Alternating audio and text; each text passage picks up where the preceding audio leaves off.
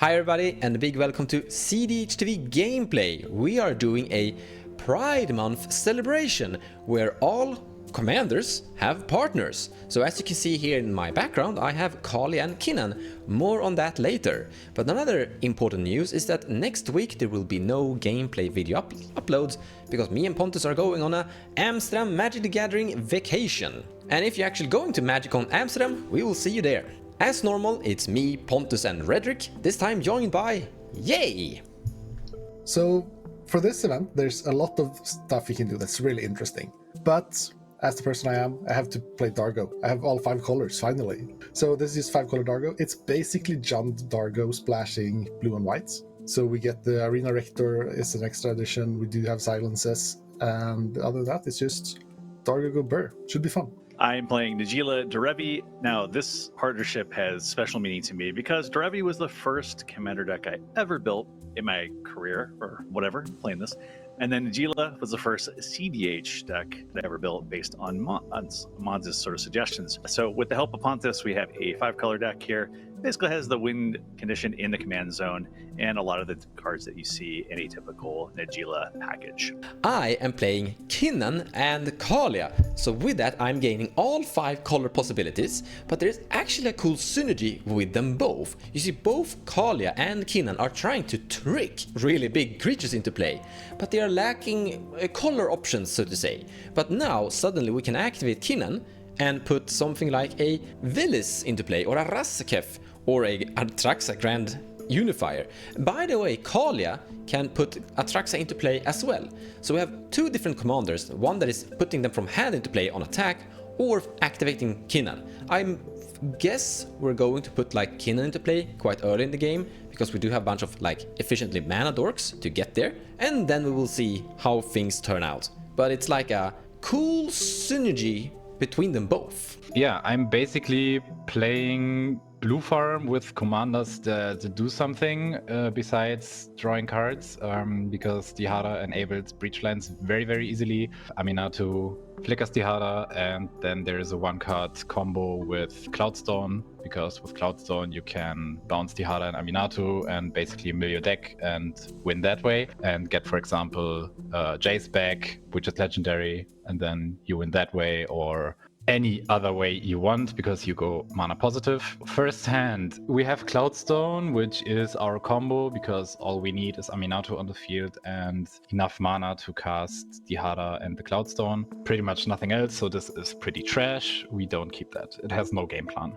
A turn 1 Esper, if they have a gemstone, we don't have to pitch the Mox Diamond. The hand doesn't really do anything, so yeah, for a second 7, I think this is not good enough. I mean, it's not unplayable, but it's not really something I'm excited about, so we go to 6. Turn 1 Ragavan or turn 1 Esper, so in this case, very likely turn 1 Esper since we're on the play. Only a 1-lander, we're on 6, so I think this is still just not good enough. Like, it's playable, but like this deck can win like really fast, and I want to keep something that is faster than that this just doesn't do anything. Okay, now we still have the Esper with an MBT. I think this is keepable, so we bottomed Otawara and Civils, and then we see what happens, I guess. Oh, this hand is lacking 1 land to be absolutely safe. We have a Imperial Seal, Command Tower and Basalt Monolith, but I don't think we should keep this. Like, sure, we will have infinite colorless if we actually get both Kinnan and Basalt in play, but after that we can't really do much. This is one of those hands you wanna keep, but I don't think you should. If you top deck a land here, that would be helpful, but still top decking a land here is actually not enough. So in the end I'm actually going to ship this and hope for a better, more safer hand. This is not that. We are having some really expensive spells and only 1 land and no fast mana, so we have to mulligan this one. Suddenly we're having too many lands. We have 1 Imperial Seal, but that's it. I guess we could find Basalt Monolith with this, but that's just Kinnan turn 2, Basalt Monolith turn 3, unprotected, and we don't even have anything to do with infinite colorless. In the end, this is just slow and weak. I would love to replace one of the lands with almost anything. So we're going to 5. I think we have to stop here, actually. But we do have a lot of mana now. We actually do have a lot of mana. We will have Kinnan in play with lots of mana. We're gonna have to mulligan a few cards. One of them is going to be Fasa's Oracle, and the other one is going to be Void Winnower, because that's something that Kalia can't put into play. But I'm going to keep the Dragon, because this is a creature that Kalia can put into play. Whenever a creature you control deals combat damage to a player, create that many treasure tokens. So Old Gnawbone is really good. So we don't really have like anything that is going to potentially win the game, but we do have a very safe Kinnan early or Kalia early, and then we can develop with Kinnan activations. So I feel we're gonna have a good potential game here. I am scared that we might die to someone just comboing off faster, like I'm looking at you, Rhetoric, with Derevi in the command zone to get with Najeela, but I think this is literally the best hand we've had of all the options. All right, I am tempted to keep this hand because, well, we do have 4 lands, we have 2 tutors, and I'm assuming that with Dahada and this Kinnan combo, and even player 4, that we're going to have loads of things to consider and to maybe work from. So that could lead to an interesting dockside. We have Najeela on turn 2 as well, which is great. So I wonder if by sort of just hanging back a little bit, we have a piece of interaction. We also have Mystical Tutor we could use later on for another piece, because really, like, once we get these 2 commanders down, we need to kind of protect the win. But I wonder what else is there to make it even faster. Like, if we could go for a Dual Lotus, but this Ancient Tomb is so tempting to keep for that reason. I'm just going to dig a little deeper, see what we can find. Let's see if we regret it. So this one is also interesting on the grounds that we could potentially put down, it depends on what my opponents play, but I have opponents playing black all around. So being able to use Demonic Tutor on turn 1, then grab Jeweled Lotus, and then put in Najeela could be very interesting. We do need some other mana. We have a piece of interaction. We have Red Blast. We also have Demonic or Vampiric Tutor. So if I'm doing the math right, let's see, we get 1, then we go 2, we have 1 mana left over. So this is a bit of a gamble, but I think it's interesting just because the fact that we can get Najeela potentially on turn 1 and start doing our thing. So let's go ahead and keep it. So this first 7 is better than I want to give it credit for, and there's no clear cuts what to get, so it's probably just a fish. But with double payoff in hand and an Oracle. Oracle is just dead, double payoff is kind of more than we want. So this is turning 2 fish. That's not good enough for the first 7, but it's better than I want it to be. But not good enough, especially not going last. So let's mulligan. So this second 7 it looks really bad on first glance, or at least really awkward at least, but it's almost really good. We're very close to it being really good. I don't know if we can get it to work consistently enough. I think we need to top deck a land within 2 cards at least for it to ever work. So we have a turn 1 birds if we exile Neoform. We don't want to do that. But if we do that, we have a turn 2 Demonic Tutor for like Dockside, but then we don't really have any payoff. If you draw a land, so we can play the birds turn 1, or a green card. Funnily enough, this hand would actually be better in John because we don't have Mental Misstep or Sevins. So we would be more likely to have a green card to exile to Gromox. We wouldn't have the Neoform, of course, but like, you get the point. If we can keep the Neoform and still play the birds turn 1 and draw land, probably that disconnected. This is the turn 2 win, either by getting to Dargo and Neoforming Dargo, or Neoforming birds in the Dockside into Demonic Tutor. The upside of this hand is really good, but it's very risky. We're low on lands, but we're high on mana, so I could kinda see myself taking this risk.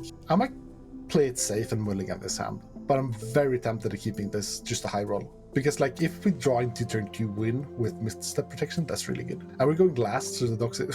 I'm convincing myself to keep this. Yeah, I'm convincing myself to keep this. I'm keeping this. I shouldn't, but I will. If I win, don't learn from me, but maybe do. This is stupid. I guess we start with a simple land into a simple Tundra. We play Esbark. So my terrible keep wasn't that terrible, so I can pass. Draw a card. So we're gonna play Artemisa, sacrifice that. Finding Tundra, and passing turn. Draw a card for turn. Mana Confluence. Tap this Mana Confluence for 1, take a damage, cast Mana Vault. Cannot pay for Esper Sentinel, so go ahead. And then I'm going to tap Mana Vault, spend 2 of it to cast a Fill Warstone. So I'm gonna let the mana fizzle, and I'll pass. Take my turn. Land for turn will be a Pollute Delta. I will fetch, finding a Bayou, tapping Bayou to cast a Birds of Paradise, and then I'm passing turn. We definitely start with fetching. Oh, I think that was behind my cam. Here, the Verdant Catacombs thing. Go with Chromox, and we imprint Meme Betrayal. We play Rite of Flame. Cast Tihada, -3, and activate, and then top 4 cards in the graveyard, which is a land, necro, and a land, and is it 4? Yeah, it's 4, and another land. Yeah, so I will get 4 treasures. Yeah, and then I can do the cool thing of casting the other Planeswalker for 3. -1 that, and flicker Tihada, and then going back to Tihada on 5, and then doing the -3 again. And then I will mill 4 more cards, which are all useless and not legendary. Land, Dark Red, Brain Freeze, Metamorph. So I will gain 4 more treasures, go to 5. I guess for 2 we play Felwar Stone. That is pretty much it. Yeah, I pass. At the end of your turn, I'm going to cast Enlightening Tutor. I can't pay for Esper Sentinel, you can draw a card. I'm going to find a Mana Crypt and put that on top of my library. Then go to my turn and draw that card. We're gonna cast Mana Crypt. I can't pay for evil Esper Sentinel. You can draw yet another card. I'll tap this to cast this Talisman. It taps for white and black, and then I'm gonna cast Mox Opal, that is now active. I'm gonna tap Mox Opal for green, this one for blue, and cast my Kinnan, Bounder Prodigy.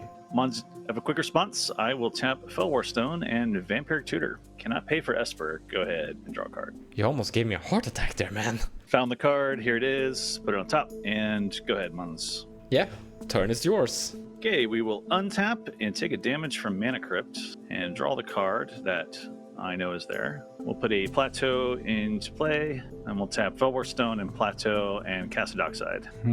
How much does he get if I crack? He gets 6 if I crack, right? So it's 6 or 9. I crack for blue. So we make 6, remove a counter, we're going down to 3 in just a moment, and I will cast Najeela. I am going to pass. Go to my turn? Okay. I will just immediately tap 2 and cast a Neoform, sacrificing my Birds of Paradise. Not paying for Esper. Neoform resolves. Neoform will find a Dockside with a +1/+1 counter on it. Dockside ETB. With Dockside on the stack, I'll remove all the treasures. I will tap Mana Confluence and put Derevi from the command zone onto the battlefield. ETB with Derevi, I will untap this Mana Confluence, and then you can proceed. That's something I forgot you can do. That's pretty spicy. But I'll still make my 8 treasures. With my 8 treasures, I'll spend 3 of them to cast a Ranger Captain of Eos. So this is very bad. Pontus has an enormous amount of treasures, and he's casting silence, or he's putting a silence effect here in play. I have a consult. I can use it to find Pact of Negation. Yay!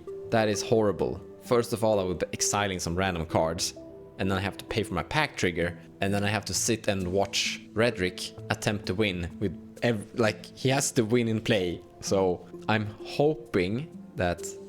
By the way, this doesn't even stop Pontus from actually winning. So if I counter this, Pontus is still winning. Oh, this is whatever. Wow, this is really one of those situations. I'm damned if I do, and I'm damned if I don't. But I'm going to hope that Pontus doesn't have the win with his 5 treasures, because the outcome of me doing this consult into Pact with another person attempting to win is equally horrible. So I'm gonna pass on this. Ranger Captain resolves, and ETB. I will put a Tinderwall into my hand. I will then crack Ranger Captain. Ranger Captain crack resolves. With that, I will crack a treasure to cast a Tinderwall. I'll sack it for 2 red. I'll use 1 red to cast Dargo, sacrificing Dockside. Then I'll pay 2 and use my red floating to cast a Sevin's Reclamation targeting my Dockside. Sevin's resolves and Dockside ETB will happen. I will make 8 more treasures. I'll sacrifice 2 of them to cast a Grim Monolith. I'll tap Grim Monolith, floating 2 colorless, sack a treasure to cast a Demonic Tutor. Demonic Tutor resolves, and I'll find this card. I'll sacrifice 1 treasure, use 1 colorless floating to cast a Breach. Breach resolves, and I will pay 2 treasures, sacrificing Dargo to cast a Neoform from my graveyard. To pay for the Breach, I'm going to exile Dargo because I sacrificed him, Tinderwall, and a Birds of Paradise. Neoform will find a 9/9 Razaketh. The Razaketh will sacrifice Dockside to search for a card, putting this card in my hand. Then I will sacrifice a treasure, use my last colorless floating to cast a Brain Freeze, starting myself with all copies. So from here, I will mill a lot with Brain Freeze. I have 3 mana. So what I can do here is I can use 2 of my treasures to cast the Dockside, sack it to Razaketh, and then loop Dockside and Brain Freeze to mill through my deck and make a bunch of mana and tutor along the way. And in the end of that loop, I will just find my Thassa's Oracle and win the game. Good game. So as I said in Mulligans, please don't learn from this. That was a very bad keep. I just happened to be lucky. But that said, want to do another? Yes, I want a rematch. Draw card for turn. Pretty solid. Yeah, let's just go nuts. We will put a Scalding Tarn into play, pay a life and fetch, grab an Underground Sea. We will exile an Elvish Spirit Guide, make a green. We'll tap this, and we'll cast Tainted Pact. Let's get nuts! Warrior's Oath, Dispel, Noble Hierarch, Command Tower, Scrubland, Mechanic Island, Chance for Glory, Bayou, Gaia's Cradle, Birds of Paradise, Final Fortune, Taiga, Jeweled Lotus. That's what I want. So we're going to grab that. We're going to exile this, and that'll go in my hand. I'll play Jeweled Lotus, and then I will cast Najeela with my Jeweled Lotus red, and then I pass. Take my turn. Land for turn will be with the Foothills. I'll crack it, finding a Badlands, and then I'll tap Badlands for a Imperial Seal. I will find this card and put it on top, lose 2 life, and pass the turn. A land and a crypt, and then we play a fish. Not what I wanted, because I put the wrong card to the bottom, but it's okay. So I pass turn. Maybe I can help you out draw some new cards then, because I am going to cast cards like this Exotic Orchard, tap it for blue, and casting a Mystic Remora, giving away a card draw.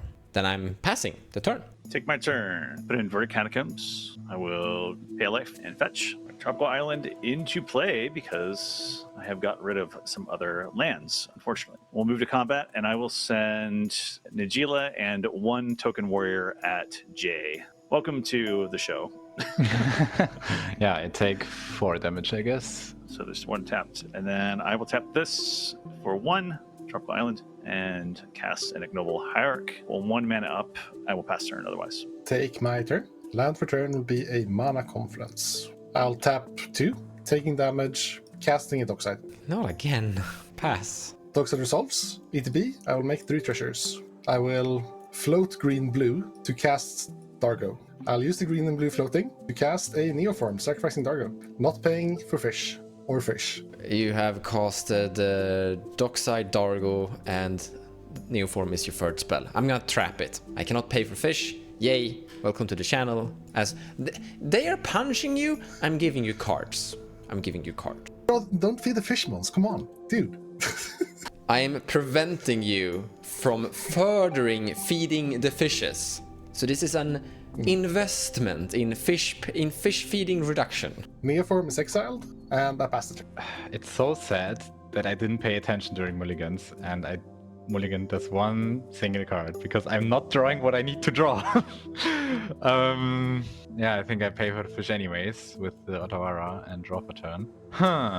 Interesting. I guess, Mons, you can have some cards as well. I will start with the Moxstein, which means you can draw. I will discard Volcanic Island. I will continue with the Jeweled Lotus. You can draw 3 black with the Jeweled Lotus. Exile Spirit Guide for red, make white here, colorless here, so I will have 1 colorless and 2 black floating to cast Tihara. You will draw a card, yes. I will -3 and mill 4 cards, which will be these 4. Toxic Deluge, Displace the Kitten, land Mox Opal. I could take the Mox Opal, right? It says any legendary, I think. Yeah, I'm not doing that though. I just take the treasures. I just don't want to feed the fish. That's the only reason. I will use 1 black from the Jeweled Lotus that's left and 2 treasures to cast Aminatu. You can draw. -1 to flicker Dihada, -3 Dihada again, and mill 4 cards. Ranger, land, Tainted Pact, Ragavan. Not take anything. I just make 4 treasures. We use 1 colorless and 4 treasures and cast an Adnos. Adnos is usually not good to let resolve, so I'm going to tap Underground Sea and cast a Flusterstorm. Fish. And not paying for other fish. I'll point all copies at Adnos. I will draw for the fish. I respond to the Flusterstorm with my own Flusterstorm. Fancy magic. I have no interaction. Back to Adnos. Force of Negation, Metamorph, Rite of Flame, Land, Final Fortune. land, Pact of Negation, Soul Ring, Consultation, Fimage, land, Pyroblast, that's I think out of time, Necro. Yeah, let's keep going. Force of Will. Okay, now it gets tricky. Should be fine. I think I already have a line, so I think keep this. It's fine. So I just play this Marshallets and go fetch. And then I will flame. Mons can draw a card, I think. Then I will play a Final Fortune. I think we will go to discard. So I have 7 in hand. My commander mana fizzles, and then I would like to go to my extra turn. So I untap. I will roll for Crypt. Hi there, I have some sad news. From this point, his remaining turn was accidentally lost from the recording. So I will showcase what happened. So Jay went to his next turn from the Final Fortune, he untapped everything and he began by casting Reanimate.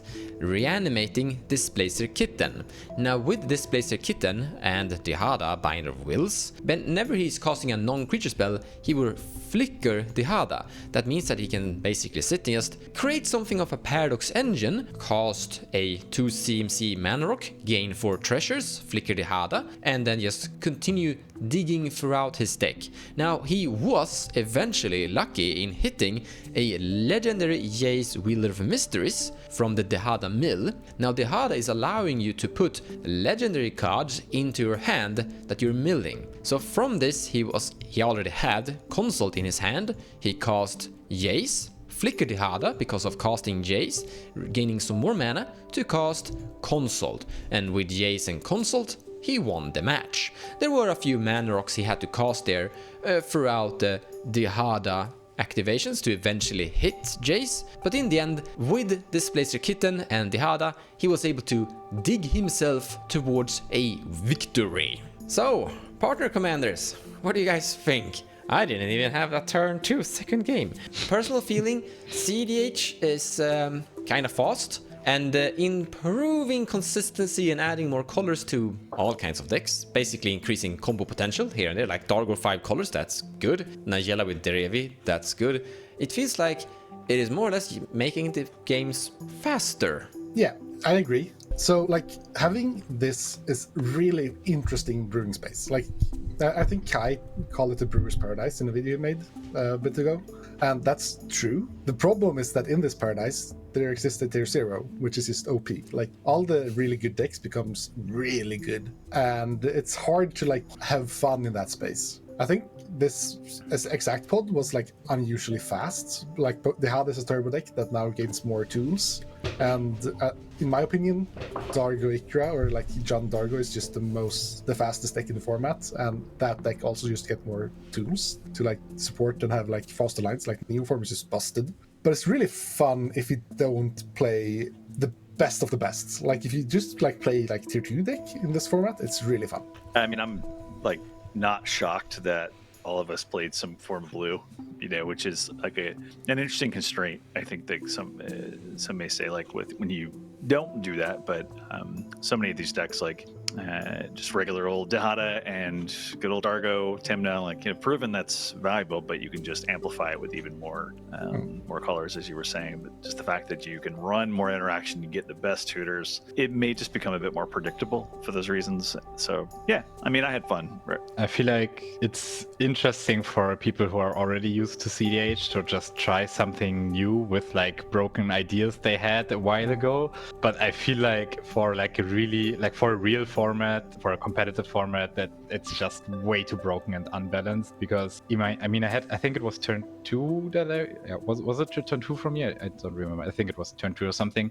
And that was because I'm bad, because I missed my turn 1 win, because I had I bottomed an Arcane Signet. If I kept that, I had turn 1 Dihada, cast Aminatu, flicker Dihada again, have 5 treasures, cast Ethnos with 1 mana open, turn 1, which is I think it opened. That's pretty good. Yeah, I know, but I missed it. So I feel like it opens up way too many broken combos that just you can't do anything against if you're in a 4-player pod. And if everyone is doing it, then like there are 4 people doing that thing on turn 1. Yeah, I think it's too broken, but it's fun. Yeah, exactly. I feel like that's kind of how the format works. Like we have you and me that are both like representing win turn 1 or turn 2 at the slowest. Then we have Rhetoric, who like has inevitability in command zone, where he just plays these two commanders and they win together. And it's really hard to beat those two things, no matter what you do. But this is still cool. I'm the cool one here with not. I'm the one playing derp. In any case, guys, hope you enjoyed this little special edition. We'll see if we pick it up again in the future, if I can convince Pontus to not go Dargo 5-color burr. Take care. See you in the next one.